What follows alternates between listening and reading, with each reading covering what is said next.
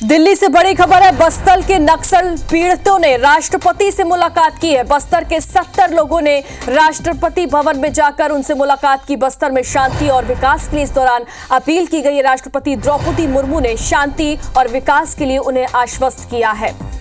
तो कल आपको बता दें, गृह मंत्री अमित शाह से मुलाकात की थी। केंद्रीय गृह मंत्री अमित शाह से नक्सल पीड़ितों ने मुलाकात की थी और आज देखिए, आज राष्ट्रपति से मुलाकात की गई है। बस्तर के जो 70 परिवार हैं वो इस वक्त दिल्ली के दौरे पर हैं। 70 लोगों ने राष्ट्रपति भवन में जाकर मुलाकात की है। बस्तर में शांति और विकास के लिए इस दौरान अपील उन्होंने की है। तो वहीं राष्ट्रपति द्रौपदी शांति और विकास के लिए उन्हें आश्वस्त किया है।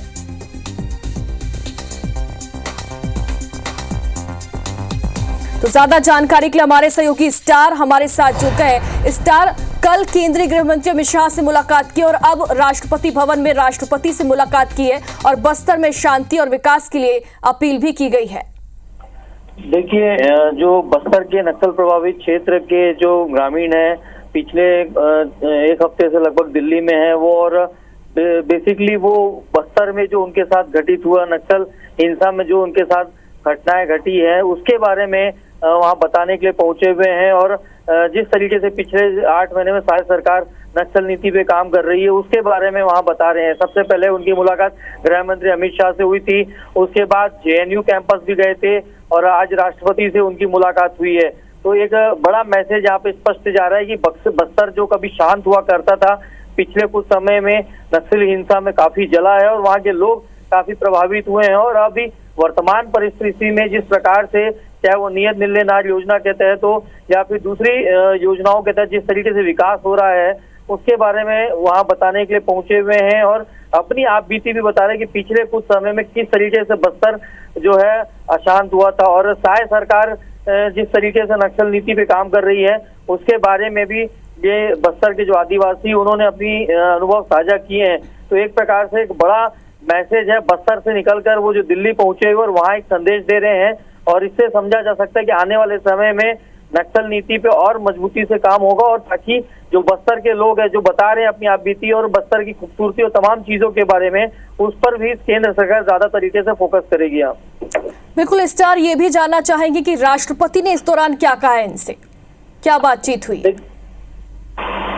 देखिए, लगभग 1 घंटे तक ये मुलाकात चली है और इस दौरान आपको बता दूं कि राष्ट्रपति ने भी उन्हें आश्वासन दिया है कि पूरी तरीके से वो खुद भी पहल करेंगी और केंद्र सरकार को बीच बीच में निर्देश भी देते रहेंगी कि किस तरीके से बस्तर के लिए, खासकर छत्तीसगढ़ के बस्तर के लिए, क्योंकि बहुत बड़ा एरिया है बस्तर और वहाँ पे प्राकृतिक संपदाएं बहुत सारी हैं और वहाँ के लोगों का विकास काफी प्रभावित हुआ है।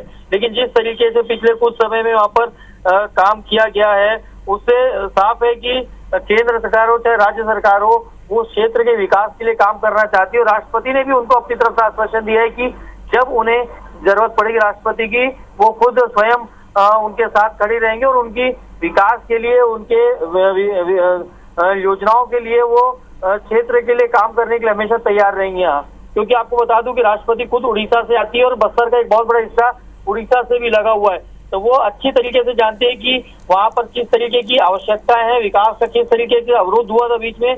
और यहाँ पर ये जो पहुंचे हुए बस्तर के आदिवासी ये अपील कर रहे हैं वहाँ के लोगों से भी कि शांति व्यवस्था बनाए रखे ताकि बस्तर जो बेहद खूबसूरत है और कभी शांत हुआ करता था उसकी शांति वापस लौट सके और लोग वापस सुख चैन अमन के साथ वहाँ पर रह सके।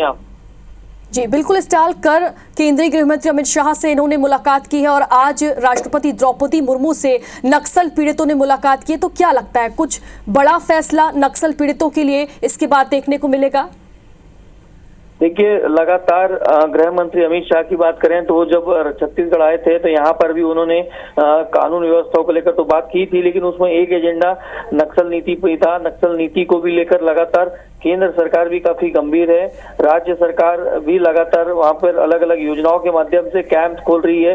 और सबसे बड़ी बात कि पहली बार राज्य सरकार जो वर्तमान में है वो उन इलाकों तक जा रही है जो कभी पहुंच भी आम पब्लिकली हुआ ही नहीं रहता था।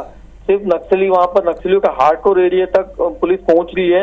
और जिस प्रकार से केंद्र और राज्य का समन्वय है, इसमें कोऑर्डिनेशन बनाकर चारों तरफ से नक्सल नीतियों को घेरा जा रहा, नक्सलियों को साफ, क्योंकि स्पष्ट गृह मंत्री अमित शाह ने संदेश दे चुका है कि या तो नक्सली अपने आप को समर्पण करें या फिर बातचीत का रास्ता खुला है, बातचीत से समाधान निकालना चाहते हैं, नहीं तो फिर गोली खाने के लिए भी वो तैयार रहे। मतलब सीधा सीधा उन्होंने स्पष्ट कहा है कि सरकार बिल्कुल स्टार अब देखने वाली बात होगी कि नक्सल पीड़ितों के लिए आगे उनके हक में क्या फैसला लिया जाता है। बहुत बहुत शुक्रिया तमाम जानकारी के लिए।